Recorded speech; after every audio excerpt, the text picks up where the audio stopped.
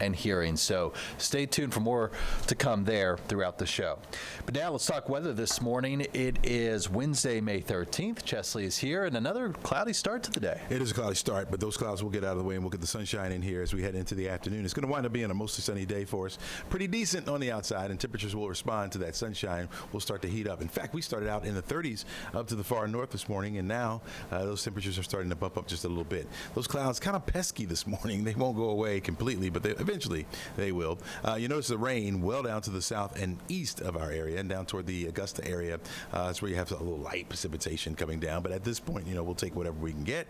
But we won't get anything around here, unfortunately. 62 degrees right now in the city of Atlanta, down toward Peachtree City as well. 63 over toward Edenton, down toward Thomaston, and also over toward LaGrange. Those are your warm spots. 53 degrees in Blairsville at the current hour. Not a whole lot going on throughout the southeast. It's into the central and southern portions of our state, and then over into, off the coast is where we have the heaviest rainfall. That's sliding away from us thanks to an area of low pressure down there. High pressure governing our skies, in fact, keeping our winds light as well. Got a front up to the north and west of us. That front will move through our area later on this afternoon and tonight.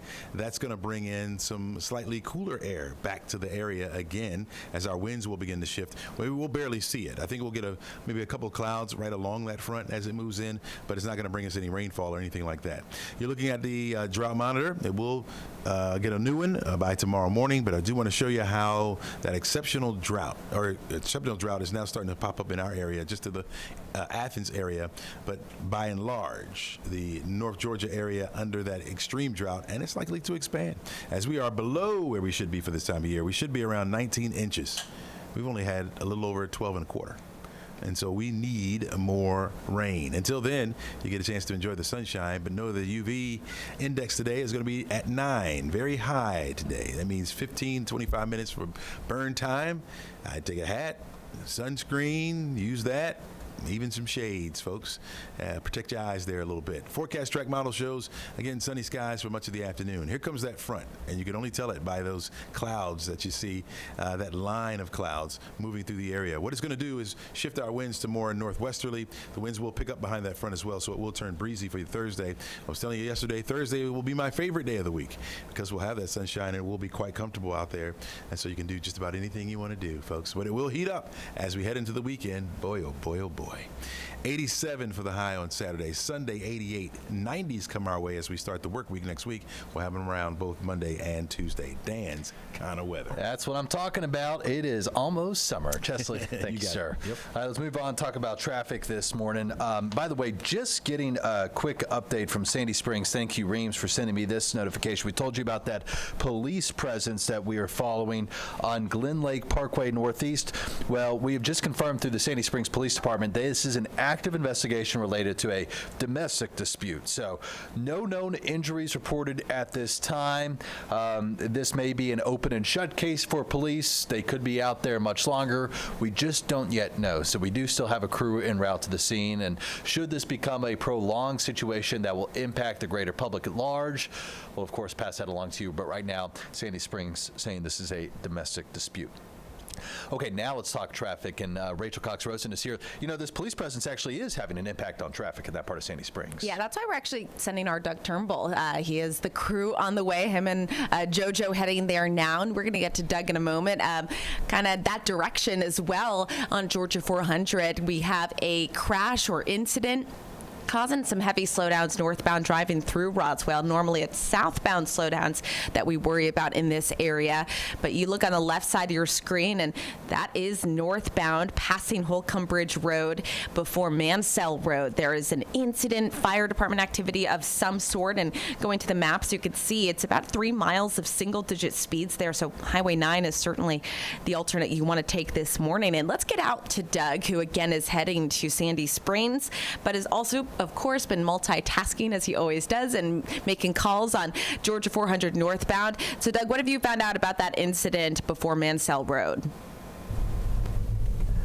So I just got off the horn with Alpharetta authorities. They were handling it in tandem with Roswell on 400 northbound here, right before the Mansell Road area. And DOT reported 2 right lanes are blocked. A MARTA bus was involved. It was initially reported on fire.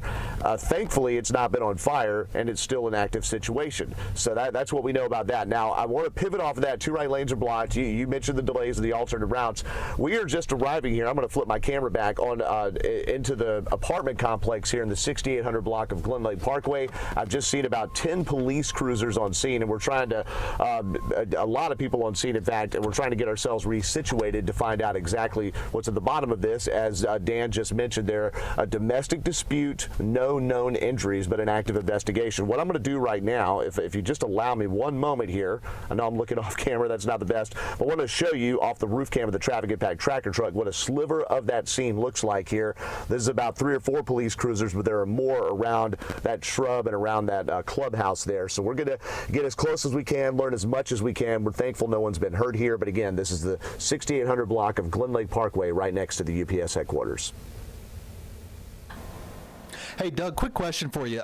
Do you see any ambulances out there or any sign that they have received injured patients or might be preparing to receive any injured patients? I did see a fire truck, which of course can handle medical or of course fire-related things, and so we're working to ascertain about that situation and see what it is. Of course, the key and the wording from the release that we got, the information from Sandy Springs Police, is no known injuries at this time and an active investigation. I've heard definitely some chatter on the police scanners, but nothing definitive as to what is happening here. But certainly, if you're heading out to work in this area right now, maybe trying to leave these very Glen Lake apartments, certainly a disturbing scene there right at the front gate that adjoins Glen Lake Parkway. And Doug, final question for you. Is there any police tape up, or do folks there in the parking lot have free range? It looks like people could get in and out, at least if they're coming off of Glen Lake Parkway and turning to the right in the complex. It's hard to tell if they could turn left. We hung a right as quick as we could. I'm going to jump off here because the police are coming to talk to us right now. Doug, thanks. We know you'll gather some information. Appreciate that report. We'll pass along anything we get from Doug and crew.